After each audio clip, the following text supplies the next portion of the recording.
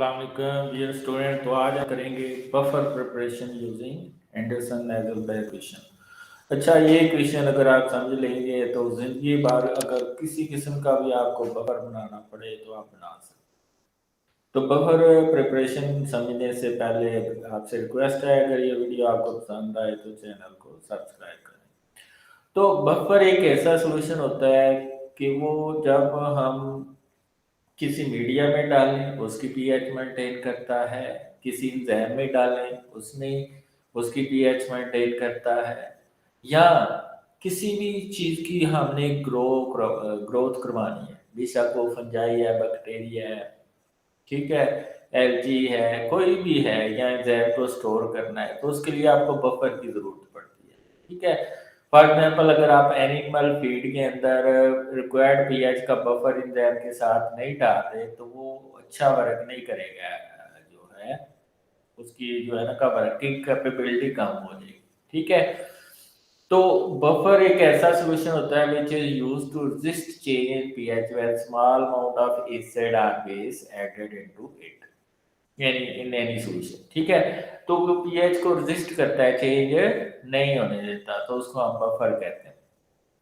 तो बफर को समझने से पहले हम सॉल्यूशन समझते हैं, सॉल्यूशन क्या होता है। अच्छा, जो लैब स्केल पे आप सॉल्यूशन बनाते हैं वो ट्रू सॉल्यूशन होते हैं। कौन से ट्रू सॉल्यूशन होते हैं? वो ट्रू सॉल्यूशन होते हैं।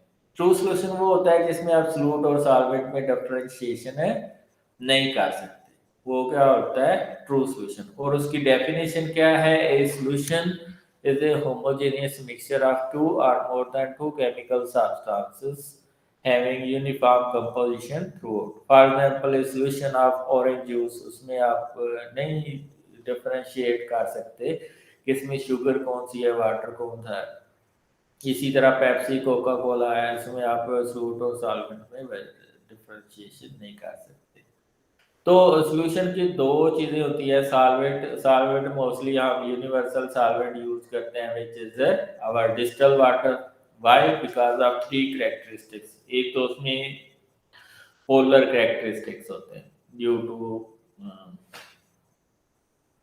partial negative charge on the oxygen and partial positive charge on the hydrogen. और इसी वजह से इसमें दूसरा इसमें कैरेक्टरिस्टिक्स है हाइड्रोजन बर्निंग। ठीक है, यानी कि इसमें हाइड्रोजन बर्निंग होती है। और तीसरा इसकी हीट कैपेसिटी ज़्यादा होती है, जब तक इसको 100 से ज़्यादा आप बॉयल नहीं करते ये वेपर्स में नहीं चेंज होता, तो आप चीज़ों को इसमें डिजॉल्व कर सकते हैं।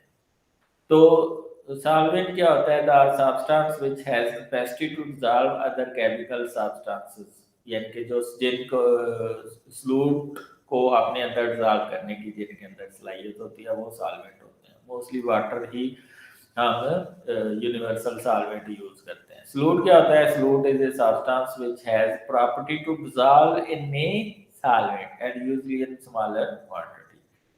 ठीक है, for example is solution of sugar containing water as a solvent and sugar is a solute. Buffer क्या होता है? Solution which resist any change of pH when small amount of strong acid और strong base is added to it is called buffer solution. तो buffer solution एक ऐसा solution होता है जो पीएच को मेंटेन करने में हेल्प आउट करता है। तो बफर की मोस्टली दो टाइप्स होती हैं। एक एसिडिक बफर। एसिडिक बफर में क्या होता है? Weak acid conjugated with the salt of strong base. मसलन एसिटेट बफर में क्या होगा? एसिटिक एसिड और सोडियम एसिटेट, ये सोडियम हाइड्रोक्साइड से ये जो साल्ट आ रहा है सोडियम का, तो ये देखें ये वीक एसिड है, इसके साथ कंजुगेट किया हुआ है स्ट्रांग बेस का साल्ट, और वो स्ट्रांग बेस कौन सी है? सोडियम हाइड्रोक्साइड, उसका सोडियम। इसी तरह बेसिक बफर में क्या होगा? Weak base conjugated with the salt of strong acid, जैसे मोनिकल बफर है। ठीक है, मोनिकल बफर में क्या होता है? अमोनियम हाइड्रोक्साइड ये वीक बेस है, अमोनियम क्लोराइड ये साल्ट, क्लोराइड कहाँ से आता है? ये HCl से आता है। HCl क्या है? स्ट्रांग एसिड है। तो टाइप्स ऑफ बफर मैं आपको बता चुका हूँ। एसिडिक बफर जिसकी पीएच मोस्टली जो है लेस देन 7 होती है एट 37 डिग्री सेंटीग्रेड। ठीक है, तो एसिडिक बफर को हम इस इक्वेशन से इसको एंडरसन नेगलबैक इक्वेशन कहते हैं। PH is equal to pK plus log of salt over acid. तो इस इक्वेशन को यूज करके आप किसी भी पीएच का बफर एसिडिक बफर बना सकते हैं। ठीक है, बेसिक भी बना सकते हैं लाइक फास्फेट बफर। वो है तो उसमें फास्फोरिक एसिड एसिडिक है, लेकिन इसमें जो साल्ट यूज होते हैं अगर उसकी क्वांटिटी हाई कर दें तो, क्योंकि जो फास्फेट बफर है उसकी 3 पीके वैल्यू होती है, तो इसलिए वर्ल्ड डाइवर्स रेंज पे वर्क करता है।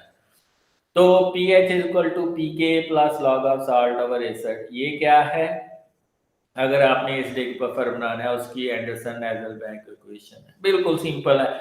और ये याद रख लें, ये पीएच उस पीके के इक्वल हो जाती है जब साल्ट और एसिड की कंसंट्रेशन इक्वल हो। मसलन ये भी 1 मोलर है, ये भी 1 मोलर है, आंसर आएगा 1, log of 1 is equal to 0। तो pH is equal to pK. तो जब आप टाइट्रेशन करते हैं, टाइट्रेशन के दौरान जब सॉल्यूशन के अंदर हाफ साल्ट और हाफ एसिड होगा तो कलर चेंज हो जाएगा, यानी कि कलर से कलरलेस। तो उस वक्त हाफ यानी कि उसके अंदर एसिड होंगे, हाफ उसमें साल्ट होंगे, तो उस वक्त जो पीएच होगी वो पीके के इक्वल होगी। और ये हर एसिड की जो है पीके वैल्यू ये कांस्टेंट होती है।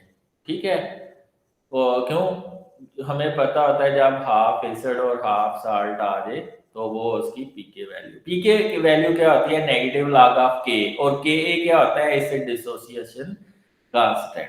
ठीक है, तो जब उसका नेगेटिव हम लॉग लेंगे के का जो एसिड डिसोसिएशन कांस्टेंट है तो वो पीके होगा। पीएच क्या होती है, negative log of hydrogen ion concentration, यानी कि pH is inversely proportional to hydrogen ion concentration. जितनी ज्यादा हाइड्रोजन आयन कंसंट्रेशन उतनी पीएच कम होगी। इसी तरह पीके के इक्वल है, जितनी के वैल्यू ज्यादा होगी उतनी पीके वैल्यू कम होगी, क्योंकि ये एक दूसरे के इन्वर्स है।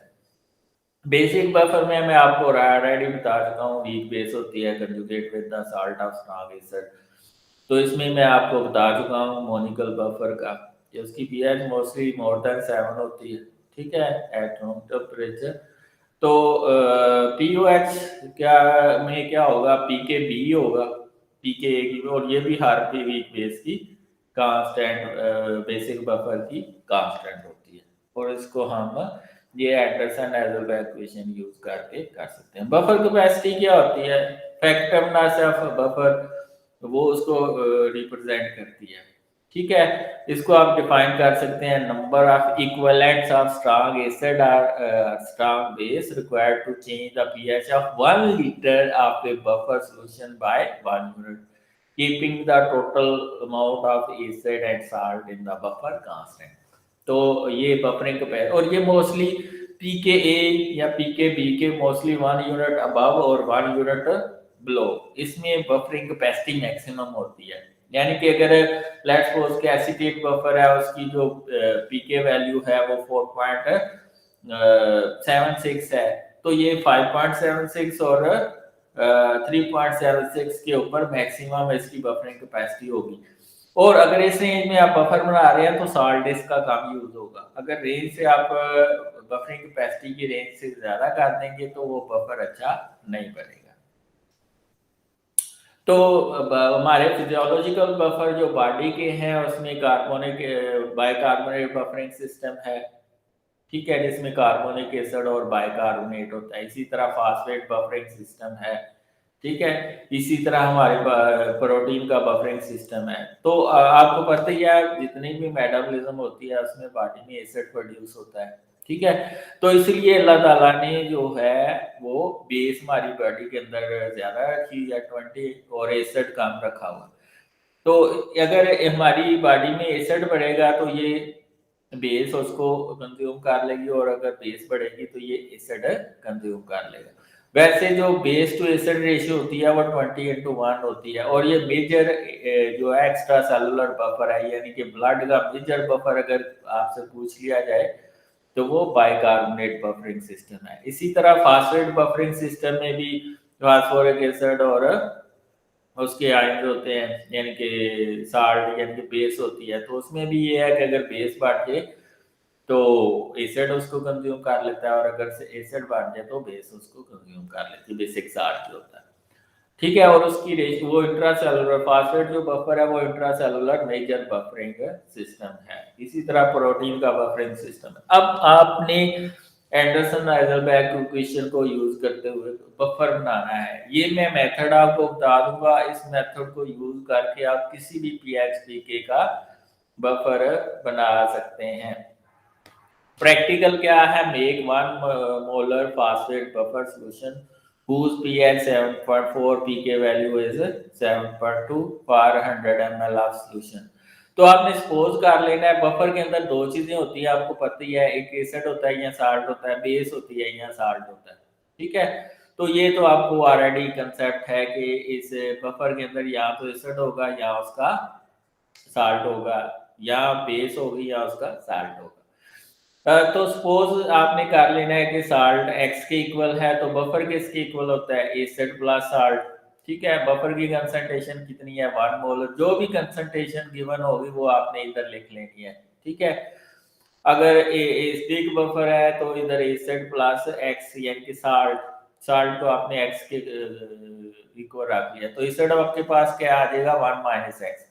तो एसिड इसमें जो यूज होता है वो सोडियम डाइहाइड्रोजन फास्फेट, जिसका मॉलिक्यूलर वेट 156 ग्राम है। ठीक है, ग्राम भी लिख लेते हैं, यूनिट नहीं लिखे हुए साथ, तो इसके यूनिट भी ग्राम है, इसके भी यूनिट ग्राम है। ठीक है, तो मॉलिक्यूलर वेट हम ग्राम में ही मेजर करते हैं। तो अब pH equal to pK plus log of salt और एसिड। अगर तो ये पीएच होती, पीएच 7.2 का बनाते तो आप साल्ट और एसिड की कंसंट्रेशन इक्वल ले लेते, मतलब 0.5 मोलर ये 0.5 मोलर ये 1 मोलर बन जाएगा। ठीक है, तो फिर तो 7.2 पीएच का फिर हमें कैलकुलेशन की जरूरत नहीं पड़ती। अगर पीएच पीके की इक्वल हो, यानी कि 7.2 पीएच का आपने बफर बनाना है, तो 0.5 मोलर ये 0.5 मोलर ये बनाना पड़ेगा। लेकिन अगर पी के ए से पीएच ज्यादा है तो साल्ट की कंसंट्रेशन ज्यादा हो लेनी पड़ेगी हमें, और अगर पीएच कम है तो एसिड की पीके वैल्यू से जो पीएच वैल्यू कम है तो एसिड की कंसंट्रेशन हमें ज्यादा पड़ेगी। ये जनरल कंसेप्ट है। तो अगर आप लॉग लेते जाएं और उसकी वैल्यू देखते जाएं तो जो पीएच के इक्वल आ जाएगा तो वो तो आपका बफर बन जाएगा। लेकिन आपने अगर कैलकुलेशन करनी है तो ये ऐसे करेंगे, ये देखें पीएच 7.4 है, पीके 7.2 है, log of x divide by 1 - x. ये 7.2 दूसरी साइड पे जाएगा, माइनस हो जाएगा तो 0.2 आएगा आंसर। ये लॉग भी उधर जाएगा तो एंटी लॉग बन जाएगा, ये लॉग इधर जाएगा तो एंटी लॉग ऑफ 0.2 क्या आएगा, 1.58। ठीक है, divide is equal to X divided by 1 - X. तो रूल क्या है मैथ का, ये जो चीजें डिवाइड हो रही हैं उधर आके मल्टीप्लाई कर जाती हैं, तो एक्स इसके इक्वल आ जाएगा हमारे पास, ये नीचे वाली वैल्यू उधर आके मल्टीप्लाई कर गई है 1.5 एक्स। ठीक है, 1.5 ये अगर मल्टीप्लाई कर दिया है मैंने इसको 1 - एक्स से, तो ये आ जाएगा 1.58 माइनस 1.58 एक्स। ये माइनस है, उधर दूसरी साइड पे जाके प्लस हो जाएगा, एक्स इसमें कॉमन है, इसमें भी तो एक्स कॉमन आ जाएगा। तो एक्स इंटू 1 + 1.58, ये 1.58 प्लस 1 ये 2.58 हो जाएगा, ये दूसरी साइड पे जाके डिवाइड करेगा तो साल्ट की कंसंट्रेशन यानी कि एक्स की कंसंट्रेशन हमारे पास आ जाएगी 0.612।